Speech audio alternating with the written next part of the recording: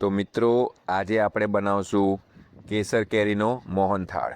મોહનથાળ તો તમે ઘણીવાર જમ્યા હશો, પણ ક્યારેય કેસર કેરીનો મોહનથાળ નહીં જમ્યા હોય. તો આજે આપણે બનાવીશું કેસર કેરીનો મોહનથાળ. વિડીયો પૂરો જોજો, મજા આવશે. ખૂબ ટેસ્ટી વાનગી બને છે. આ એકદમ નવી વાનગી છે, તો તમે જરૂરથી બનાવજો. અત્યારે કેરીની સિઝન ચાલે છે, તો તમે આ મીઠાઈ બનાવીને એકવાર જરૂરથી ટ્રાય કરજો. અને જો તમે કેસર કેરીની બનાવશો ને તો આ વાનગી બહુ સરસ બનશે. કેમ છો મિત્રો? તો તમે બધાએ મોહનથાળ તો બહુ જ જમ્યા હશો. લગ્ન પ્રસંગમાં અને કોઈપણ તહેવારમાં મોહનથાળનો તમે આનંદ જરૂરથી લીધો હશે. પરંતુ આ ઉનાળાના સિઝનમાં આપણને સ્વાદિષ્ટ અને મીઠી કેરી મળી રહી છે, તો આજે આપણે બનાવીશું કેરીનો મોહનથાળ. હા, તમે બરાબર સાંભળ્યું. આજે આપણે બનાવશું કેરીનો મોહનથાળ. તો કેરીનો મોહનથાળ બનાવવા માટે અહીંયા મેં 2 નંગ કેસર કેરી લીધી છે. તમને જે બીજી કોઈ કેરી ગમતી હોય તો તમે લઈ શકો, પણ મીઠી કેરી હોય ને તો આપણો આ મોહનથાળ બહુ સરસ બને. તો અહીંયા મેં 2 કેસર કેરી લીધી છે, વજનમાં આશરે 500 ગ્રામ જેટલી. તો હવે આપણે આને કટ કરી અને એના ટુકડા કરી લઈશું.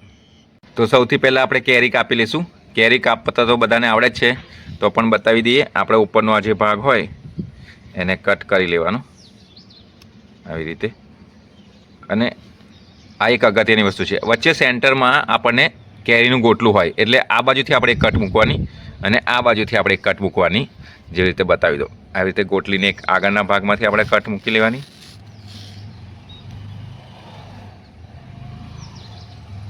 આ એક ભાગ નીકળી ગયો. હવે આપણી પાસે આ ગોટલી છે, તો આપણે આની બીજી બાજુ એટલે કે અહીંથી એક કટ મૂકી લેવાની.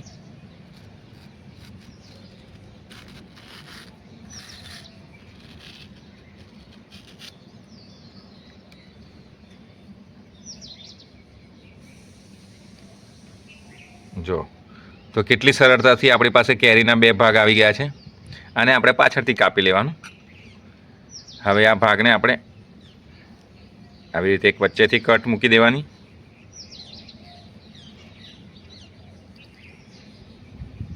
હવે આવી રીતે કટ મૂકી લેવાની અને હવે આપણે ચમચીની મદદથી આને કાઢી લેવાની. આવી રીતે ઊંડી ચમચી લેવાની, આમ અંદર કરશો એટલે આવી જશે. એકદમ સરળતાથી ટુકડા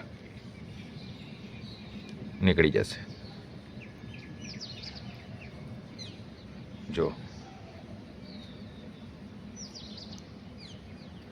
તો એકદમ સરળતાથી કેરીનો પલ્પ નીકળી જશે. આવી જ રીતે આપણે બંને કેરીને કાપી લેવાની છે. તો મિત્રો, બંને કેરીનો ટુકડા કરીને પલ્પ આપણે કાઢી લીધો છે. 2 કેસર કેરી એટલે કે આશરે 500 ગ્રામ કેરીમાંથી આપણને 1 વાટકી જેટલા કેરીના ટુકડા મળ્યા છે. તો આ માપ આપણે ખાસ ધ્યાન રાખવાનું છે. તો 1 વાટકી કેરીના ટુકડા આપણે મિક્સી જારમાં ઉમેરી લઈશું. હવે અહીંયા ધ્યાન રાખવા જેવી બાબત એ છે કે જેટલા કેરીના ટુકડા હતા ને એટલું જ આપણે એમાં દૂધ ઉમેરવાનું છે. તો 1 વાટકી કેરીના ટુકડા હતા, એમાં મિક્સી જારમાં આપણે 1 વાટકી દૂધ ઉમેરીએ છીએ.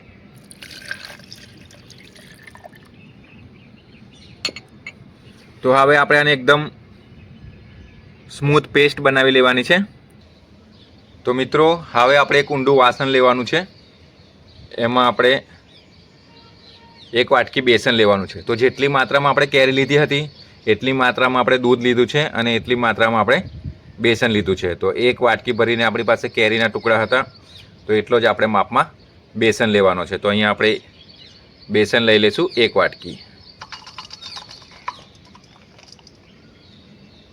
તો 1 વાટકી બેસન આપણે ઉમેરી લીધું છે. તો આ બેસનની અંદર આપણે જે દૂધ અને કેરીનું મિશ્રણ એકદમ સ્મૂથ પેસ્ટ કરી હતી એ ઉમેરી લેવાની છે.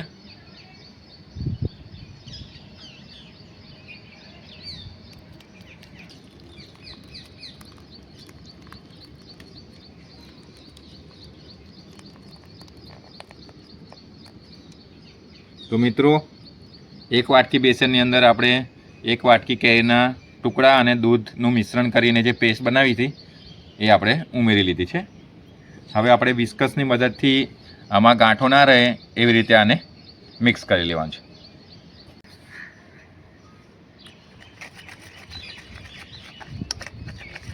તો બિલકુલ બેસનની ગાંઠો ના રહે એવી રીતે આપણે આને મિક્સ કરવાનું છે.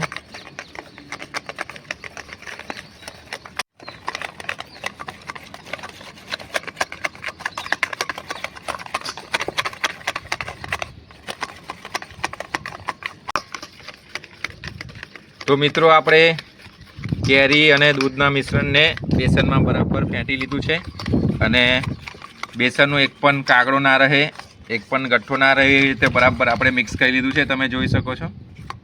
તો હવે આપણે આગળની પ્રોસેસ કરીશું.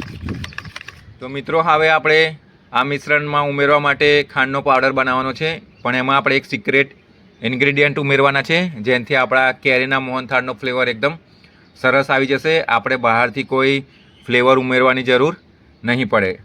તો મિક્સી જારમાં આપણે 1 વાટકી ખાંડ લેવાની છે.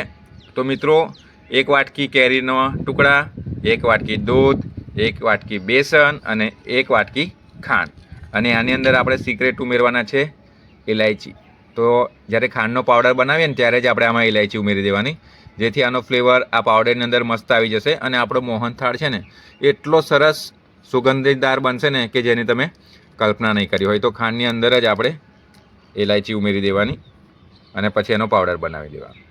ઘણા લોકો આને છોલીને પણ ઉમેરતા હોય છે, પણ જે આને જે છાલ હોય છે ને એનો એક અલગ ફ્લેવર આવે છે, એટલા માટે મેં છાલ સાથે જ આને ઉમેર્યું છે.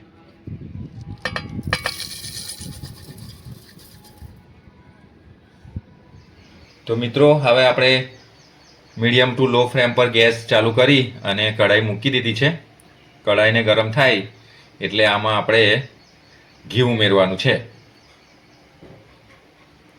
તો મિત્રો આપણે આશરે 100 ગ્રામ જેટલું અને વાટકીમાં ગણીએ તો 1 ફૂલ વાટકી ઘી આપણે ગરમ કઢાઈમાં ઉમેરી દેવાનું.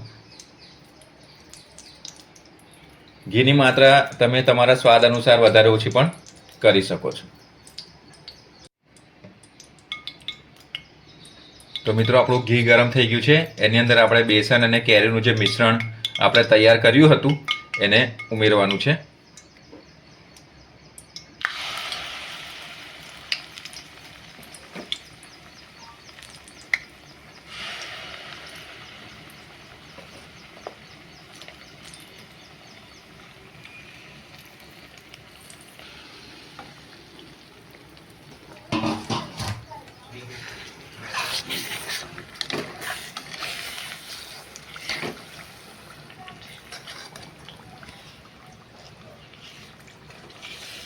તો મિત્રો હવે આ બેસનને આપણે સતત હલાવતા રહેવાનું છે.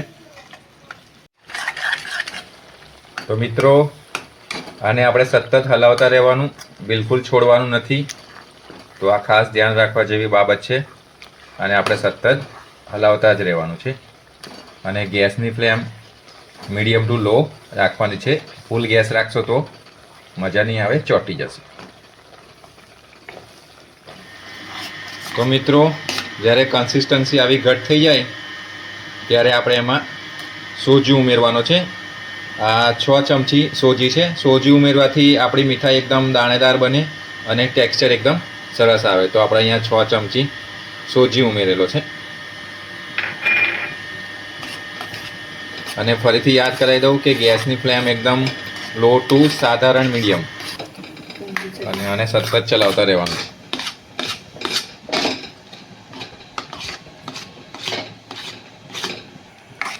તો મિત્રો આને છોડવાનું નથી, સતત ચલાવતા રહેવાનું. તો મિત્રો સોજી ઉમેર્યાના 2 થી 3 મિનિટ પછી આપણે જે ખાંડનો પાવડર બનાવ્યો હતો ઇલાયચી ઉમેરીને એ આપણે એડ કરવાનો છે.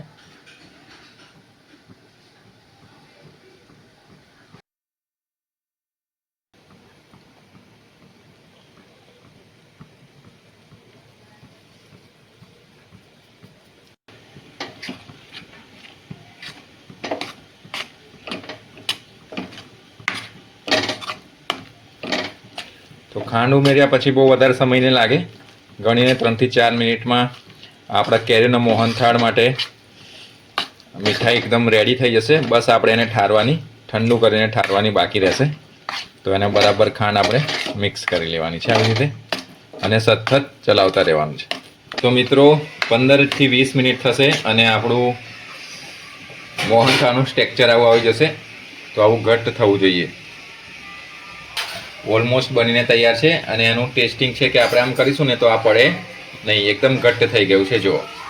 તો હવે આપણે આને ઠારી લેવાનું છે.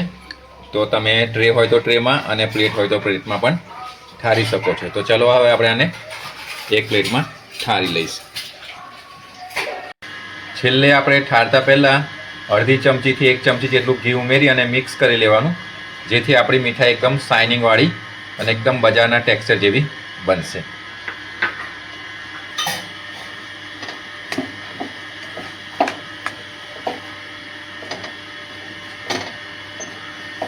કેસર કેરીના કારણે નેચરલ કલર કેટલો સરસ આવ્યો છે. તો આપણે ફૂડ કલર ઉમેરવાની જરૂર નથી પડી. તો હવે આપણે આને ઠારી લઈશું. તો મિત્રો આપણે અહીંયા પ્લેટ લીધી છે અને એની ઉપર આપણે શુદ્ધ દેશી ઘીથી ગ્રેસિંગ કરી લીધું છે. તમે બટર પેપરનો પણ ઉપયોગ કરી શકો છો.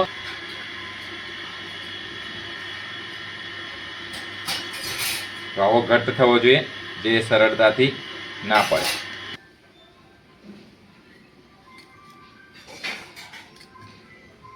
તો જો મિત્રો આપણો મોહનથાળ કેવો સરસ ઘટ્ટ થઈ ગયો છે. હવે આને આપણે ઠારી લેવાનો છે.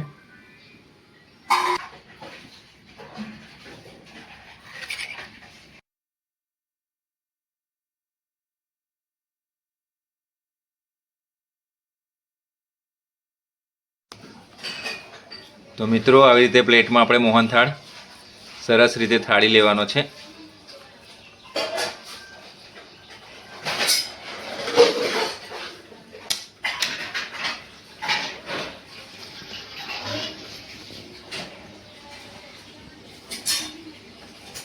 તો મિત્રો તમે જોઈ શકો છો કે આપણો મોહનથાળ કેટલો સરસ રીતે આપણે ઠારવા મૂકી દીધો છો. તમે એનું આ પિક્ચર જોઈને જ વિડીયો જોઈને જ મોંમાં પાણી આવી જાય એવો સરસ બન્યો છે. જોઈ લો કેટલો સરસ. બસ તો હવે આપણે એને બરાબર ઠંડો થવા દેવાનો છે. ઘણા લોકો આને ફ્રીજમાં પણ મૂકી દેતા હોય છે, તો તમે એને 1 કલાક જેટલું ફ્રીજમાં પણ મૂકી શકો છો. ફ્રીજ વગર તમે આને 2 થી 3 કલાકમાં પણ આ શરીર ઠરીને એકદમ સરસ મોહનથાળ બની જશે. તો મિત્રો આપણો કેરીનો મોહનથાળ એકદમ બનીને તૈયાર છે. તો આપણે આને ડીશમાં ઠારવા માટે મૂક્યો હતો. 1 કલાક જેટલા આપણે આને ઠરવા દીધા પછી 1 કલાક માટે આપણે એને ફ્રીજમાં મૂકેલું છે, એટલે ટોટલ 2 કલાક રવા દેવાનું છે. તમે લાંબો સમય પણ એને રવા દઈ શકો છો, પણ એની કિનારી પરથી તમને ખ્યાલ આવી જાય કે આપણો મોહનથાળ તૈયાર છે. જો કિનારી છે ને આવી રીતે એકદમ ડીશને છોડી દે એટલે સમજી લેવાનું કે આપણો મોહનથાળ એકદમ ઠરીને તૈયાર છે. તો હવે આપણે એને સરસ મજાના ચોરસ પીસમાં કટ કરી લઈશું. તો મિત્રો આવી રીતે આપણે એક પ્લેટ લઈ લેવાની, એને આપણે ઊંધી કરી લેવાની અને આ પ્લેટ ઉપર આપણે જે ડીશને ઠારાવો મૂકી હતી તેને ઊંધી કરવાની છે. તો તમને બતાવી દઈએ, દેખો આ. તો આ રહી આપણી પ્લેટ. હવે આપણે ધીરે રહીને આના પર ઊંધી કરી લેવાની છે. આવી રીતે હાથ મૂકી અને આવી રીતે ઊંધી કરી લેવાની. પછી ઉપર આવી રીતે ધીરે ધીરે હાથની મદદથી ઠપકારી લેવાનું અને પછી ધીરે ધીરે એને ઊંચકી લેવાનું છે. અરે વાહ! તો મિત્રો જો આપણે પહેલી વાર પ્રયત્ન કર્યો છે, પરંતુ તમે જોઈ શકો છો કેટલો સરસ આપણો મેંગો મોહનથાળ બનીને તૈયાર છે. હવે આપણે એને સરસ ચોરસ ટુકડામાં કટ કરી લઈશું.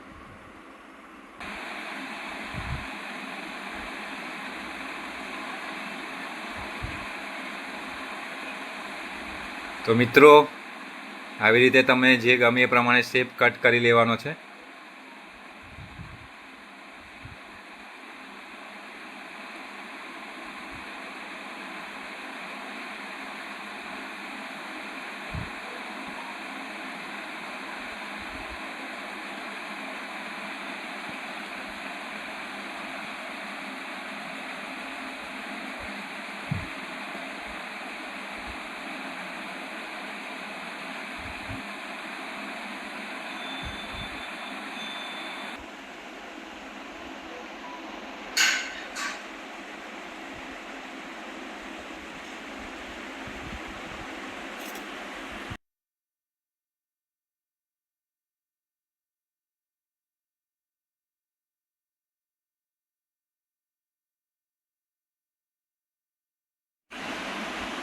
તો મિત્રો આપણો મેંગો મોહનથાળ બનીને તૈયાર છે. તો બિલકુલ બજાર જેવો એકદમ ટેસ્ટી અને સ્વાદિષ્ટ બન્યો હશે. તો આવી રીતે તમે પણ મેંગો મોહનથાળ ઘરે બનાવી શકો છો. અત્યારે કેરીની સિઝન ચાલી રહી છે, તો એકવાર જરૂરથી બનાવજો આ મેંગો મોહનથાળ. તો ચલો હવે આને આપણે ટેસ્ટ કરીશું. તો મિત્રો આપણો મેંગો મોહનથાળ બનીને તૈયાર છે. તો જો એકદમ બરફી જેવા મોહનથાળ બન્યા છે આપણા એકદમ મેંગો. તો કેસર કેરીનો મોહનથાળ છે મિત્રો, એકદમ મોંઘો. તમે પણ બનાવજો જરૂરથી એકવાર, બરાબર. તો આને કોઈ કહી નહીં શકે કે આ મેંગો મોહનથાળ છે ને બિલકુલ મોહનથાળ જેવો, બરાબર. તમે ધારો અને તમારી ઈચ્છા હોય તો વધારે સૂકા મેવા પણ આમે તમે મૂકી શકો છો, ઉપર ગાર્નિશ કરી શકો છો. પણ મારે આને મોહનથાળ જેવું જ બતાવવું હતું એટલે મેં ઉપરથી કોઈ કતરણ ઉમેરેલી નથી. તો મિત્રો મેંગો મોહનથાળનું રિઝલ્ટ તમે ઉપરથી તો જોઈ લીધું. હવે આપણે વચ્ચેથી એને તોડીને જોઈશું. જો છે ને એકદમ સરસ. તો હવે મેંગો મોહનથાળ આપણે મમ્મીશ્રીને ટેસ્ટ કરાવશું. તો મમ્મી ટેસ્ટ કરીને કે કેવું બન્યું છે?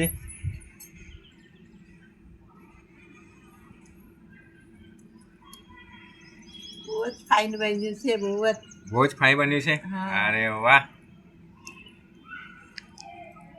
તો મિત્રો વિડીયો સારો લાગ્યો હોય તો લાઈક કરજો, કોમેન્ટ કરજો અને શેર જરૂરથી કરજો.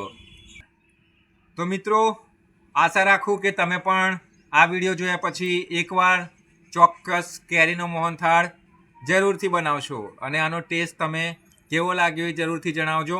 એકદમ ટેસ્ટી બને છે મિત્રો, જરૂરથી બનાવજો. તો મળીશું નવા વિડીયો અને નવી રેસીપી સાથે.